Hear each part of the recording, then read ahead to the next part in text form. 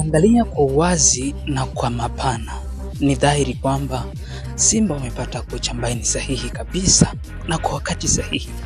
Angalia mfumo wa uchezaji wa klabu ya Simba kwa sasa. Inavutia na inanoga sana. Cheki pasi, cheki build up yanayofanyika kabla bao kupatikana. Tunachokataa ni zile goli za papatu. Yaani imepigwa pupu, imedondokea sehemu, mshambuliaji kaweka ndani. Lakini cheki build up.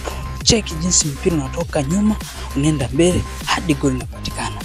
Huu ndio mpira ambao mashabiki au hata nyuma mwiko wanalia kila siku, kwa sababu mpaka sasa wana mpira aviator, yani mpira inabutuliwa juu, haieleweki timu inacheza mpira wa aina gani. Naam, hiyo ndo Patev, kocha lisio na jeti lakini maarifa makubwa ya mpira. Wow, let us enjoy football.